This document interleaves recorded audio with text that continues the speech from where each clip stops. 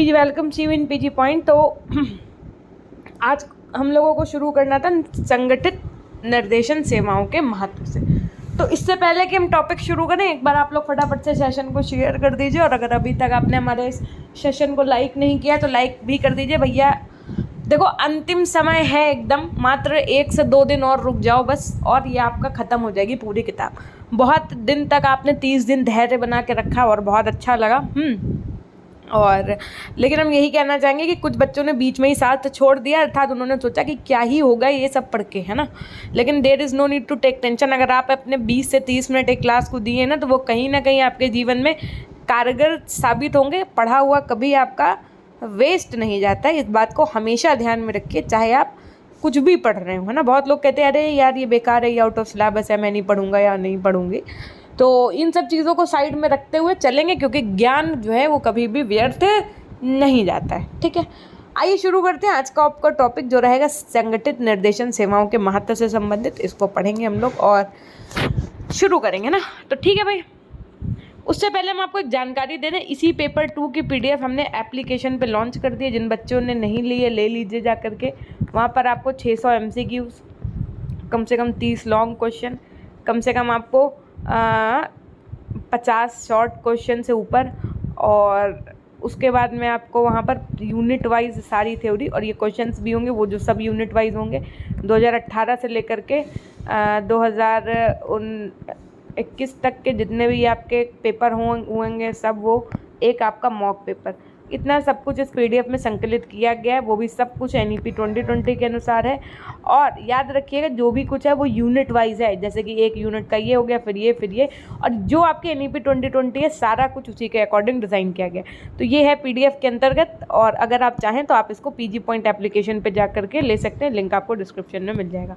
PG point application नहीं है तो अभी प्ले स्टोर से जा करके इंस्टॉल कर लीजिएगा, और वहाँ पर रेफरल कोड में पीजी पॉइंट डाल करके अपना रजिस्ट्रेशन कर लीजिएगा। ठीक है, संगठित निर्देशन और सेवाओं के महत्व की अगर हम बात करें तो किसी भी विद्यालय में संगठित निर्देशन एवं परामर्श सेवाओं का विशेष महत्व होता है, क्योंकि संगठित निर्देशन सेवाओं का संचालन उचित प्रकार से होता है। अतः संगठित जो निर्देशन सेवाएं होती हैं, इनके महत्व को हम लोग कुछ इस प्रकार से भी समझ सकते हैं। किस प्रकार से समझ सकते हैं? पहला है प्रभावी सामंजस्य। जो सामंजस्य होता है वो एक इफेक्टिव मोड में होता है, यानी कि किसी विद्यालय में यदि सभी निर्देशन सेवाओं को संगठित किया जाता है तो निर्देशन कार्यक्रमों के समस्त पक्षों में प्रभावशाली सामंजस्य स्थापित होता है तथा परामर्शदाताओं को समस्या समाधान में कोई परेशानी नहीं होती है। छात्र आवश्यकताओं का निर्धारण, यानी कि संगठित निर्देशन सेवाओं के माध्यम से मनोवैज्ञानिक या परामर्शदाता प्रार्थियों की आवश्यकता का पूर्ण रूप में निर्धारण करता है। इन समस्याओं का निर्धारण करके ही उन्हें उचित परामर्श प्रदान किया जा सकता है। अतः समस्या निर्धारण में संगठित निर्देशन सेवाओं का महत्वपूर्ण स्थान है। तीसरा आपका क्या है भाई? मितव्ययी निर्देशन। मितव्ययी का मतलब कम खर्चीला निर्देशन। निर्देशन सेवाओं को संगठित होने से निर्देशन कार्यक्रमों में मितव्ययिता बनी रहती है, मतलब खर्चे कम बने रहते हैं। निर्देशन सेवाएं प्रदान करने हेतु पूर्ण रूपेण योजना बनाने के समय एवं धन दोनों की बचत होती है। कार्यों का सरल क्रियान्वयन, यानी कि निर्देशन सेवाओं को उचित प्रकार से संगठित करने से निर्देशन कार्य सरलतापूर्वक कार्यान्वित होते हैं। समस्त निर्देशन कार्यों को बिना किसी समस्या के सरल रूप से संचालित करने में संगठित निर्देशन सेवाओं की महत्वपूर्ण भूमिका होती है। ठीक, नेक्स्ट है सभी को लाभ, यानी कि संगठित निर्देशन सेवाओं के माध्यम से समस्त व्यक्ति जैसे आपके छात्र, प्रार्थी, निर्देशनकर्ताओं एवं अध्यापकों को पूर्ण लाभ प्राप्त होता है। सरल लक्ष्य प्राप्ति, यानी कि संगठित जो निर्देशन सेवाएं होती हैं इनके माध्यम से प्रत्येक क्रियाएं सरल रूप से क्रियान्वित और संचालित होती हैं, यानी कि बहुत ईजी तरीके से चीज़ें होती हैं, और इससे हमें क्या होता है? लक्ष्य की प्राप्ति सरल रूप में हो जाती है। अतः संगठित निर्देशन सेवाएं सरल लक्ष्य प्राप्ति में अति महत्वपूर्ण हैं। ठीक, निर्देशन सेवाओं की कुछ सीमाएं भी हैं भाई। जो निर्देशन सेवाएं संगठन है इनकी कुछ सीमाएं हैं, आइए पढ़ते हैं कि भाई क्या लिमिटेशंस है। तो किसी भी निर्देशन सेवाओं एवं विद्यालय में कार्यक्रम के संगठन के लिए मनोवैज्ञानिक परामर्शदाता एवं कैरियर मास्टर्स की आवश्यकता होती है, परंतु वास्तविक रूप में अधिकतर विद्यालयों के पास ये कर्मचारी नहीं होते हैं। देखो आपने देखा होगा क्या परमानेंट तो कोई नहीं रखता है, लेकिन एक अगर लॉजिकली बात देखी जाए तो एक होना चाहिए, कैरियर मास्टर हो या परामर्शदाता या मनोवैज्ञानिक के रूप में, लेकिन ऐसा नहीं कर्मचारी हो मौजूद होते हैं। ये क्या है? इसकी सीमाएं हैं। दूसरा निर्देशन सेवा कार्यक्रम को बहुत सी बुनियादी सुविधाओं की आवश्यकता होती है, जैसे उपयुक्त आवास, उपकरण एवं बैठने की व्यवस्था इत्यादि, जिनको एक विद्यालय में निर्देशन कार्यक्रम को पूरा करने के लिए आवश्यक माना जाता है। माध्यमिक विद्यालयों में निर्देशन कार्यक्रमों के संगठन से संबंधित सरकारी नीति विशिष्ट एवं निश्चित नहीं है। इसके परिणाम स्वरूप ये विद्यालय प्रशासन के छात्रों के सुधार के लिए निर्देशन कार्यक्रमों को पूरा करने में क्या कठिन होता है। हमारे अधिकतर माध्यमिक विद्यालयों में संगठित निर्देशन कार्यक्रम नहीं होते हैं। बहुत सी ऐसी जगह हैं जहाँ कार्यक्रम ही नहीं होते हैं। विद्यालय निर्देशन सेवाओं के संगठन के लिए मनोवैज्ञानिक परीक्षण, जैसे आपका व्यक्तित्व परीक्षण, रुचि आविष्कार, अभिवृत्ति परीक्षण, मनोवृत्ति स्तर इत्यादि तथा मानकीकृत उपलब्धि परीक्षण जो छात्रों के लिए उपयुक्त होते हैं, लेकिन अधिकांशतः विद्यालय में होते ही नहीं है भाई, ये परीक्षण ही नहीं करवाए जाते हैं। इसके अतिरिक्त बहुत से ऐसे विद्यालय हैं जहाँ सभी मनोवैज्ञानिक परीक्षण एवं आंकड़े भी उपलब्ध नहीं हैं। वे शिक्षक जिन पर विद्यालय निर्देशन सेवाओं की सफलता निर्भर करती है, उनके पास छात्रों को उचित निर्देशन प्रदान करने के लिए पर्याप्त ज्ञान, दक्षता एवं योग्यता नहीं है। ठीक, अब इसी तरीके से आप देखिए, इसकी सफलता के लिए ध्यान देने योग्य बातें, मतलब क्या कुछ हम ऐसा करें कि जो निर्देशन सेवाएं हैं इनका जो है संचालन सही तरीके से हो पाए। तो भारत के अधिकांश विद्यालय में निर्देशन एवं परामर्श सेवाओं का पर्याप्त अभाव दिखाई पड़ता है। इसलिए भारत के विद्यालयों में निर्देशन सेवाओं का संगठन किस प्रकार किया जाना चाहिए तथा निर्देशन सेवाओं के संगठन को सफल बनाने के लिए किन किन बातों का ध्यान रखना चाहिए। पहला है निर्देशन, यानी कि डायरेक्शन। कार्यकर्ता को अपना कार्य प्रारंभ करने से पहले विद्यालय में एक समिति का गठन करना चाहिए। विभिन्न स्तरों पर संपर्क स्थापित करना, यानी कि निर्देशन सेवा संगठन की सफलता के लिए निर्देशनकर्ता को सभी स्तरों पर संपर्क स्थापित करना चाहिए। मनोवैज्ञानिक प्रयोगशाला की व्यवस्था, निर्देशन कार्य के लिए छात्रों की रुचियों, क्षमताओं, अभिवृत्तियों तथा व्यक्तित्व संबंधी गुणों के बारे में व्यवस्थित जानकारी प्राप्त करने के लिए विद्यालय में मनोवैज्ञानिक प्रयोगशाला का भी आयोजन किया जाना चाहिए। निर्देशन कार्यालय, वाचनालय एवं पुस्तकालय की भी व्यवस्था होनी चाहिए। एक निर्देशन कार्य विद्यालयों में सुचारू रूप से आरंभ करने के लिए निर्देशन कार्यालय, पुस्तकालय एवं वाचनालय की व्यवस्था होनी चाहिए। उद्देश्यों को स्पष्ट करना, प्रत्येक संस्था के अपने अपने उद्देश्य होते हैं। इन्हीं उद्देश्यों के आधार पर निर्देशन सेवाओं का संगठन करना चाहिए। उसके बाद में क्या है, छात्रों की आवश्यकता स्पष्ट करना। निर्देशन सेवा का संगठन विद्यार्थियों की आवश्यकता के अनुरूप होना चाहिए, जो उनकी शैक्षिक समस्याओं के समाधान में क्या हो, सहायक हो। भौतिक साधनों का स्पष्टीकरण, निर्देशन सेवा संगठन के लिए भौतिक साधनों की आवश्यकता होती है। ये भौतिक साधन कुछ इस प्रकार से हो सकते हैं, जैसे पहला होता है आपका भवन और कमरे, यानी कि निर्देशन सेवा संगठन चलाने के लिए कितने कमरे की आवश्यकता है, इसे कहाँ स्थापित करना उचित होगा, इन बातों का ध्यान होना चाहिए। जैसे अधिकतर स्कूल में क्या करते हैं, सेमिनार हॉल ले लेते हैं ना। फर्नीचर की अगर हम बात करें तो कमरे में किस प्रकार की एवं कितनी अलमारियाँ, कुर्सी, मेज एवं पर्दे चाहिए, इसकी व्यवस्था संगठन निर्मित करने से पूर्व ही कर लेनी चाहिए। उपकरण यानी इक्विपमेंट की अगर हम बात करें तो निर्देशन सेवा संगठन के लिए जिन वस्तुओं का उपकरण की आवश्यकता है उसकी सूची तैयार करके उन्हें हम लोगों को क्या करना चाहिए, इकट्ठा कर लेना चाहिए। बजट भी रेडी कर लेना चाहिए। कर्मचारियों का निर्धारण कर लेना चाहिए कि निर्देशन सेवा को संगठित करने से पूर्व कर्मचारियों की आवश्यकता का ध्यान रखना चाहिए। कर्मचारियों की योग्यता के अनुसार उनके कार्यों का निर्धारण भी पूर्व में ही कर देना चाहिए।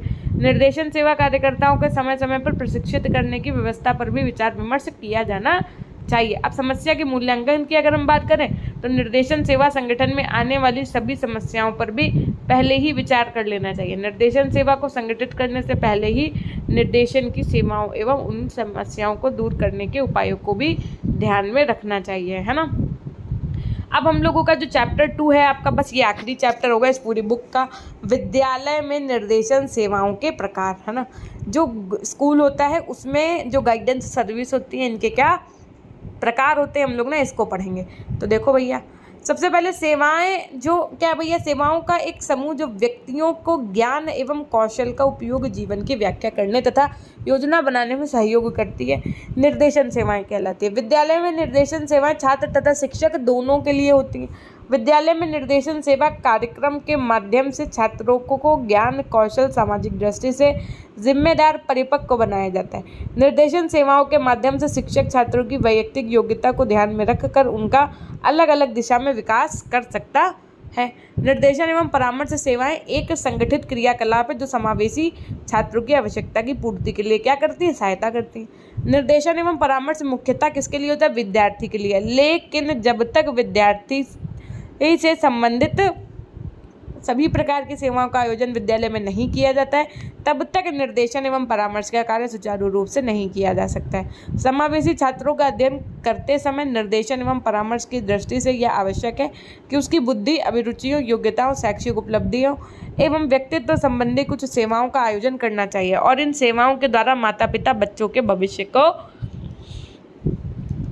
की भी सही योजना बना सकते हैं। निर्देशन सेवाएं छात्रों की शारीरिक, सामाजिक, भावनात्मक और बौद्धिक विशेषताओं को समझने में सहयोग करती हैं। विद्यालय में दी जाने वाली जो निर्देशन सेवाएं वो कौन कौन सी हैं, बस आपको ये एक एक करके पढ़नी है। कौन कौन सी हैं सेवाएं, तो समझिएगा बात को। पहली है आपकी सूचना सेवा, दूसरी है आपकी व्यक्तिगत इन्वेंट्री यानी कि अनुसूची सेवा, तीसरी है आपकी नियुक्ति सेवा, चौथी है आपकी परामर्श सेवा, पांचवी है आपकी अनुवर्ती सेवा। एक लॉन्ग आंसर, एक शॉर्ट आंसर यहाँ से बनने के चांसेस रहते हैं। क्वेश्चन में पूछा जाता है कि निर्देशन सेवाओं को क्या करें, डिस्क्राइब करें, इस तरीके से क्वेश्चन बनते हैं ना। तो बहुत ध्यानपूर्वक एक एक सेवाओं को समझेंगे, चाहे जितना ज़्यादा समय लग जाए। तो पहले बात किसकी करेंगे हम लोग, सूचना सेवा की। क्या होती है इन्फॉर्मेशन सर्विस, आइए समझते हैं। ये सेवा आमतौर पर कुछ नियमित प्रकार की जानकारी प्रदान करती है, मतलब जैसे जो रेगुलर बेसिस पे कह सकते हैं इन्फॉर्मेशन होती है ना, उनको बताती है। ये सेवा वैध मान्य सूचना प्रदान करती है जो शैक्षिक, सामाजिक, व्यक्तिगत तथा व्यावसायिक प्रकृति की होती है। अब जैसे मान लीजिए आप लोगों की यूनिवर्सिटी से ऑफिशियल लेटर जारी हुआ, तो वो क्या है, वो ऑफिशियली वैध है, हम उसको क्या करते हैं, आप तक पहुंचाते हैं। अब ऐसे ही देखो, जैसे मान लो स्कूल में भैया ठंड आ रही है तो ठंड की टाइमिंग चेंज हो रही है, गर्मी आ रही है तो गर्मी की टाइमिंग चेंज हो रही है, लंच की टाइमिंग चेंज हो रही है। तो इस तरीके की सूचना जो है ये सब सूचना सेवा में आ जाएंगी आपके, है ना। इन सूचनाओं के माध्यम से छात्र निर्णय लेने की क्षमता का विकास होता है और इसे समूह परामर्श के द्वारा कार्यान्वित किया जाता है तथा सूचना सामग्री बुलेटिन बोर्ड द्वारा छात्रों को उपलब्ध कराया जाता है और निर्देशन सेवाओं के कार्यक्रम छात्रों के लिए उपलब्ध जानकारी का वर्गीकरण किया जाता है। जो आपकी किस प्रकार से है, शैक्षिक जानकारी सूचना यानी कि एजुकेशनल इन्फॉर्मेशन, ये एक मान्य तथा प्रयोग करने के लिए उपयुक्त सूचना है जो वर्तमान तथा भविष्य के शैक्षिक प्रशिक्षण अवसर तथा सहगामी आवश्यकता व छात्रों की समस्याओं से संबंधित होती है। शैक्षिक सूचना के माध्यम से छात्रों के पाठ्यचर्या को समझने में सरलता होती है। सामाजिक सूचना की अगर हम बात करें, सोशल इन्फॉर्मेशन की अगर हम बात करें, तो ये अवसर तथा मानव के प्रभाव की एक मान्य वैध सूचना है जो छात्रों को स्वयं के बारे में समझने तथा अपने संबंधों को सुधारने में सहयोग करती है। व्यावसायिक सूचना जानकारी की अगर हम बात करें, तो इसमें नौकरी तथा व्यवसाय की सूचना होती है जिसमें आवेदन, योग्यता, मानदेय, कार्यप्रणाली, प्रमोशन, स्रोत की जानकारी सम्मिलित होती है। अब सूचना सेवा के प्रकार होते हैं क्या, हाँ जी बिल्कुल सही सुन रहे हैं। सूचना सेवा के जो प्रकार होते हैं जिनमें से पहला है आपका शैक्षिक निर्देशन में सूचना सेवा। क्या है कि भैया शैक्षिक निर्देशन में क्या होता है, सूचना सेवा शिक्षण अवधि से संबंधित जो सूचनाएं होती है वो इसके अंतर्गत आ जाती हैं कि कौन सा पीरियड कितने समय तक लगेगा, कौन सा कोर्स कितने समय में कंप्लीट होगा, है ना। शिक्षण संस्थाओं से संबंधित सूचना कि कहाँ भैया बीएड का कोर्स है, किस संस्थान में नहीं है, कहाँ केवल बीबीए बीसीए चलाया जाता है, ये सब चीज़ें। विभिन्न पाठ्यक्रमों में प्रवेश हेतु तो निर्धारित शैक्षिक अर्हता संबंधी सूचना, जैसे मान लो भैया बीएड का एडमिशन लेना है तो उसके लिए एंट्रेंस एग्जाम होगा, ग्रेजुएशन में एडमिशन लेना है तो उसके लिए एंट्रेंस एग्जाम कंडक्ट कराया जाता है। तो ये सब चीज़ें, जैसे आपने देखा होगा कि भैया फलाने कॉलेज में पढ़ने के लिए कम से कम 50% अंक स्नातक में होने चाहिए, है ना। तो ये सब क्या है, शैक्षिक अर्हता जो आपका किसके अंतर्गत आ जाएंगे, सूचना सेवाओं के अंतर्गत, शैक्षिक निर्देशन के अंतर्गत आएंगी। शिक्षण पद्धतियाँ कौन सी, मतलब कौन सी, मॉन्टेसरी पद्धति से पढ़ा रहे हैं कि प्रयोगशाला पद्धति का उपयोग कर रहे हैं। उसके अन्य नियुक्त अध्यापक तथा विभिन्न पाठ्यक्रमों में सफलता सूचक प्राप्तांकों के स्तर के बारे में सूचना, ये सब इस शैक्षिक के अंतर्गत आ जाएंगे। दूसरा इसमें डिवाइड किया गया व्यावसायिक निर्देशन हेतु सूचना, किसी व्यवसाय के अंतर्गत कार्यरत कर्मचारी वेतनमान तथा प्रोन्नति संबंधी सूचना, भैया कि मतलब जो भी कर्मचारी है ना, उसका क्या वेतनमान होगा, मतलब क्या उसकी सैलरी होगी, कब उसका प्रमोशन से संबंधित चीज़ें होंगी, है ना, ये सब। कार्यस्थल संबंधित सूचना, आवश्यक शैक्षणिक एवं शारीरिक योग्यता की सूचना, व्यवसाय के सकारात्मक तथा नकारात्मक पहलुओं की सूचना। सूचना सेवा कार्य विधि एवं कार्य प्रणाली की अगर हम बात करें तो अब समझिएगा बात को। ये दूसरा आपका क्या है कि सूचना सेवा वैज्ञानिक तथा वस्तुनिष्ठ पद्धति पर कार्य करती है। इस सेवा का प्रमुख कार्य क्या होता है कि सही, संगत तथा विश्वसनीय सूचनाओं को एकत्र करना तथा उनका वर्गीकरण करना। सूचना सेवा के सोपान निम्नलिखित हैं कि भाई सूचना का संकलन करना, यानी कि जो भी इंफॉर्मेशन है उसको कलेक्ट करना, उसके बाद में उसको प्रदर्शन करना। जैसे मान लीजिए मेरे को ऑफिशियल लेटर मिला, मैंने सारी न्यूज़ डिटेल्स कवर की, उसके बाद में अब हम उसको आपको वीडियो के माध्यम से डिस्प्ले करेंगे। उसके बाद में सूचना हस्तांतरण एवं मूल्यांकन, यानी कि transfer and evolution of information. तो हम आपसे कहेंगे कि भैया वीडियो शेयर कर दो, तो इसका मतलब वो उसका क्या हो रहा है, ट्रांसफर हो रहा है ना। ये हम आपको उसका ऑफिशियल लेटर टेलीग्राम पे शेयर करें तो वो क्या कहलाएगा, उसका ट्रांसफर कहलाएगा। सूचना के संकलन की अगर हम बात करें तो उसके अंतर्गत शैक्षिक व्यावसायिक निर्देशन संबंधित सूचनाओं को एकत्र करके उनको वर्गीकृत किया जाता है। सूचना प्रदर्शन की अगर हम बात करें तो इस सोपान में एकत्रित सूचनाओं को कंप्यूटर, वीडियो, पुस्तकालय, वाचनालय, नोटिस बोर्ड आदि के माध्यम से बच्चों को प्रेषित किया जाता है। सूचना हस्तांतरण की अगर हम बात करें तो और मूल्यांकन की बात करें तो इसमें सूचनाओं को छात्रों तथा निर्देशन प्रदाता को संप्रेषित किया जाता है तथा सूचनाओं का मूल्यांकन करने के लिए गोष्ठियों का भी आयोजन किया जाता है। सूचना सेवाओं के महत्व की अगर हम बात करें तो निर्देशन की प्रक्रिया में सूचनाओं का महत्व अधिक होता है, क्योंकि व्यक्ति के लिए किसी भी प्रकार के निर्देशन में उससे संबंधित सूचना आवश्यक होती है। इन सूचनाओं के महत्व को निम्न प्रकार से समझा जा सकता है। पहला है, सूचना सेवा वैध एवं विश्वसनीय सूचना प्रदान करती है। उसके बाद में इस सेवा के माध्यम से उपयुक्त तथा स्टाफ जानकारी प्राप्त करने में सहायता मिलती है। सूचनाओं का संप्रेषण कम लागत पर किया जा सकता है। इन सूचनाओं के आधार पर व्यक्ति उचित निर्णय लेने के लिए सक्षम बनता है। सूचना सेवा के द्वारा व्यक्ति में अवसरों को जानने एवं समझने के लिए संवेदनशीलता का विकास किया जाता है। ठीक, तो ये तो हो गई आपकी इतनी चीज़ें जो आपने ये पढ़ा भी। ठीक है, अब इसके बाद में देखो आपको क्या क्या पढ़ना है, हम आपको बताते हैं। जो आपकी जैसे आपने सूचना सेवा पढ़ा वैसे आपको अनुवर्ती सेवा क्या होती है, इसके प्रकार क्या होते हैं, इसकी क्या विधियाँ होती हैं, ये सब पढ़ना है। उसके पहले आप क्या पढ़ेंगे हमसे, परामर्श सेवा के विषय में कि क्या उसकी विधियाँ होती है, क्या उसके प्रकार होते हैं, कैसे क्या चीज़ें होती हैं, है ना। और फिर देखो नियुक्ति सेवा है आपके सिलेबस में, है ना। और व्यक्तिगत इन्वेंटरी सेवा। देखो सूचना सेवा का महत्व हमने आपको बता ही दिया।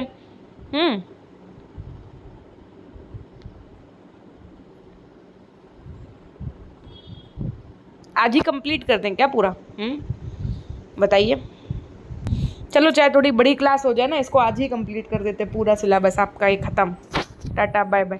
व्यक्तिगत इन्वेंटरी सेवाओं की अगर हम बात करें आपकी, तो ये सेवा छात्रों, शिक्षकों तथा काउंसलर के लिए सूचना एकत्र करती हैं जो छात्रों को स्वयं को समझने तथा शिक्षक, काउंसलर, प्रबंधक व माता पिता को छात्रों को समझने के सहयोग करती हैं। ये सूचना परीक्षण तथा गैर परीक्षण तकनीकों के माध्यम से एकत्र की जाती हैं। परीक्षण तकनीकी में अलग अलग परीक्षण सम्मिलित होते हैं, जैसे आपका मानसिक योग्यता हो गया, शैक्षिक योग्यता हो गया, उपलब्धि व्यक्तित्व परीक्षण हो गया।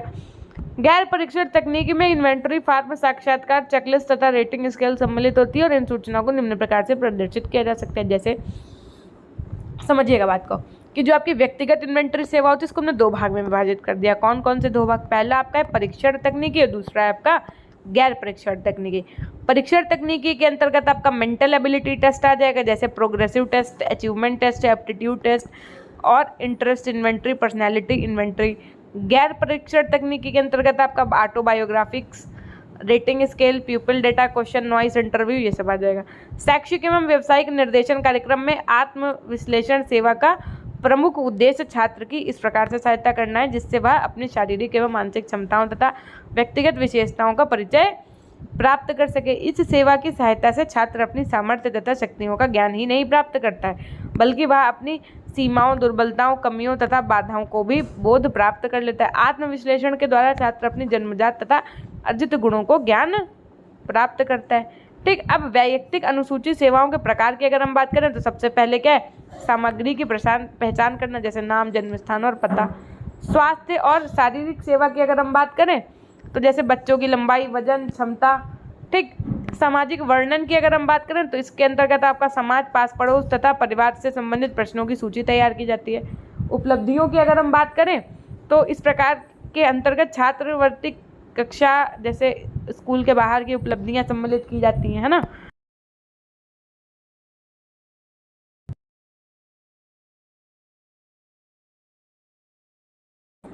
देखो रुचियों की अगर हम बात करें तो इस प्रकार की अनुसूची में विद्यार्थी अथवा व्यक्ति के पसंद और नापसंद के संबंधित कि भैया क्या उसको पसंद है, क्या नहीं पसंद है।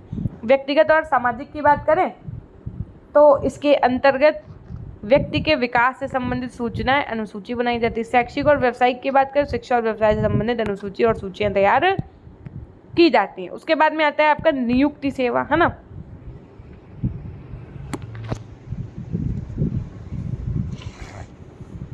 देखो जो आपका नियुक्ति सेवा है और जो आपका अनुवर्ती सेवा है ना, ये हम आपको ना कल पढ़ाएंगे, ताकि दिमाग में ना चीज़ें रहें।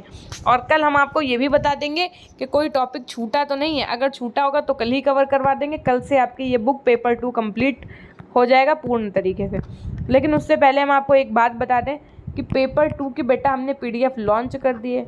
अच्छे मार्क्स चाहते हो कि 2D पॉइंट स्टडी NEP 2020 के अनुसार चाहते हो तो जा करके PDF ले लीजिए, है ना। ये आपके लिए बहुत उपयोगी PDF होगी।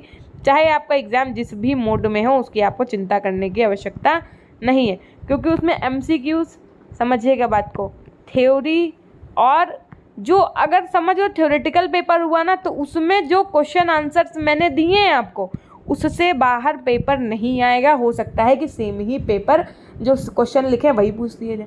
भाई हाँ, ये कि हमने वहाँ पर लिख दिया कि स्पष्ट कीजिए, वो हो सकता है लिखने की इसको लिखिए, है ना, कीजिए की जगह लिखिए, है ना, ये अंतर मान सकते हैं। टॉपिक वही होगा, क्वेश्चंस वही होंगे, so there is no need to take tension. फटाफट से आप लोग ना वो PDF ले लो, बहुत इंपॉर्टेंट PDF है।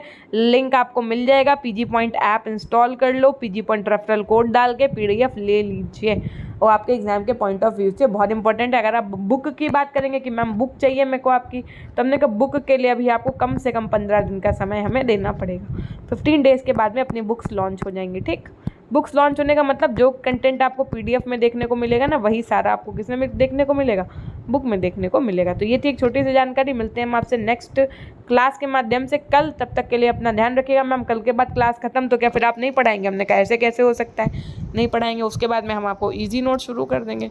क्या शुरू कर देंगे? जो आपका ईजी नोट्स है उसको पढ़ाना शुरू कर देंगे, और उसकी तो डेली की डेली PDF भी हम आपको प्रोवाइड करवा देंगे, चाहे एप्लीकेशन पर चाहे टेलीग्राम पे।